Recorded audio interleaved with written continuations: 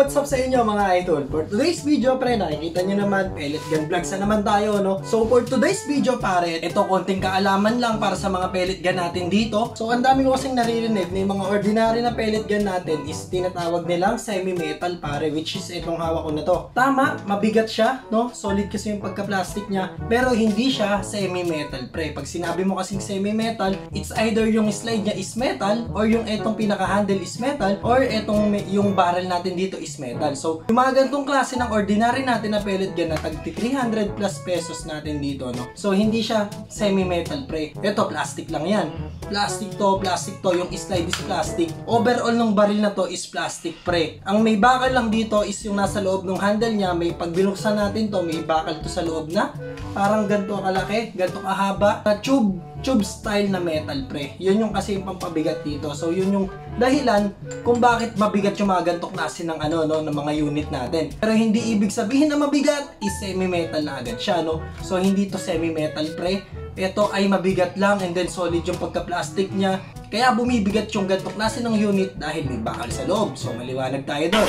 So firing test naman tayo ngayon. Ang dami kasi nagtatanong kung yung metal target natin is kayang patumbahin or tanggalin yung white na yon gamit itong mga ordinary natin dito na pellet gun. So susubukan natin lahat yan. Pagdating dito sa ordinary, semi, and then doon sa full metal. So ito muna isubukan natin, itong ordinary, no? So ang layo natin sa target is nasa 6 feet, no, pare, no? So ang i-aim lang natin dito yung white kung matatanggal siya. So ito na, 3, 2, 1, let's go. So hindi tinamaan. Yun. So nakita nyo, tumama naman dun sa white, pero hindi siya tumumba, no? So ang layo natin 6 feet. Subukan natin ilapit ng konti. Pag yung mga ganong distance na ang lapit niya is nasa 3 to 4 feet, kayang tanggalin. Pero pag ang layo mo is nasa 6 feet to 10 feet, pre, hindi na kayang alisin yung white na yon. So kung ang target nyo is ganito lang kalalapit, yan, yung mga ganito kalapit, kaya. Pero pag yung mga hanggang dito, hindi kaya, guys. Ito namang hawak ko ngayon, ito yung mga tinatawag natin na semi-metal gun, pare. Ito yung mga dapat talaga na tinatawag na semi-metal, pre. Ang metal dito is itong slide niya. Yan, yung slide niya is pure alloy. Ayan. At ang maganda rito, pre, yung pinaka-handle niya is hindi na nilagyan ng pabigat, no? Para hindi sumobra yung bigat ng barrel. So, balance yung pagkakagawa rito sa unit natin na to. At ito yung cute size natin dito na unit, pre, yung G19. Ang daming may gusto netong G19 na to dahil sa size niya na. Kasi nga, medyo maliit, tapos stylish tignan, at ang ganda talaga, napaka-solid niyan, pre. Ito dapat yung mga tinatawag natin na semi-metal. So now, subukan naman natin ngayon is yung semi-metal, pre. Itong G19 natin. So, 3, 2, 1. Yun, oh. Malakas talaga itong G19, pre. Oops, gumagalaw na kasi. Hirap targetin. Pero nakita nyo, guys, no? Nung tinamaan natin yung white, so, natanggal siya, no? Yung ganito kalayo. Hindi ko pa alam kung makakaya ng mas malayo, pero yung 6 feet, pre, kayang tanggalin yung white na target natin dun sa pure metal natin na target. At pangatlo, ito na yung mga pure metal natin dito, guys. Ang sample natin ngayon is itong C.20A, pare. Desert Eagle. Yan, airsoft gun, do not shoot in any human or animal. Syempre, totoo yan. Dapat talagang hindi natin ipang-barrel sa mga tao at sa may mga buhay, no? Katulad ng hayop, ng pusa, ng aso, at kahit ano pa man. Kahit daga pa yan, no? Kasya dito yung mga 6mm bullet. And then, must be 18 years old of age or older to purchase, pare. And dapat natin laging tinatandaan. Lalo na pag yung mga semi-metal natin dito, talagang dapat adult na yung naglalaro nito, no? Yan, ito yung ano natin dito, no? Desert Eagle na pure metal, pre. Pag sinabi mo na pure metal, talagang dapat expect mo na talagang may kabigatan yung mga ganitong klase ng baril natin dito, guys. Sobrang solid nito dahil pure metal talaga siya, no? Kung may part man ng plastic dito is yung trigger and then yung hammer lang niya. So makikita natin dito, ultimo yung ano niya, no, yung magazine niya is metal, pare.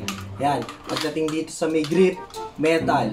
Yung slide niya, syempre especially yung slide niya, metal. Ang mga part lang dito na plastic, yung hammer, yung itong trigger, and then yung loading nozzle niya sa loob, plastic yon. Wala pa ako nakitang bakal na ganun na loading nozzle, pare. So lahat ng loading nozzle sa loob is plastic. So ito yung Desert Eagle natin dito. So yung pure plastic is ito naman yan. Yan, meron tayong comparison yan. So, ito yung pure plastic na Desert Eagle natin dito at ito yung pure metal. So, pag pinag-untog natin dito tong dalawa na to, ang unang masisira talaga dito, pre, syempre yung plastic, durog agad to. Sabi ko nga sa inyo kanina, ang bakal lang dito is may pabigat lang to sa loob, pero yung pinaka-unit is pure plastic, pre. Pero solid naman yung pagka-plastic nito. Pero etong isa naman na to na hawak ko is pure metal, pre. Siguro mga nasa 90% is metal and then 10% na yung plastic. Tulad nga nasabi ko sa inyo, yung trigger, yung hammer, and then yung loading nozzle sa loob is plastic, pare. So eto na, para sa final natin, etong metal, pre, na ano natin dito, pure metal pellet gun. So subukan naman natin ito, sure ako na matatanggal talaga yung target natin na yan. So 3, 2, 1, let's go! Yun o, diba? Ikot agad siya eh. Opya. Naku, nasasapul ko yung mga box ng Tamiya. So, ayan guys. So, gumagalaw kasi. Pero tinamaan natin yung isa pero dun sa black part. So, ayan. So, ayan guys. Nakita nyo naman. Tinamaan natin yung white dun sa taas is natanggal agad siya, no? So, yung pure metal talaga natin dito is solid yung putok niya, no? Yung FPS niya is mas malakas kaysa doon sa ordinary.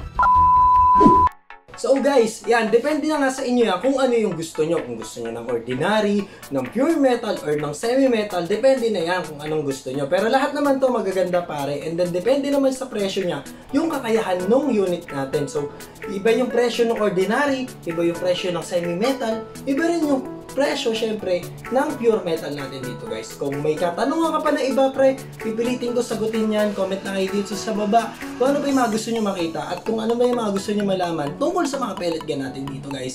So, kita-kits tayo next video. Maraming salamat kung umabot ka man hanggang dito sa dulo ng video na to. Huwag nyo na kalimutan, alam nyo na, like, subscribe, and then share nyo na rin yung video na to sa iba para makita nila. So, maraming salamat sa inyo. Yeah, bye-bye.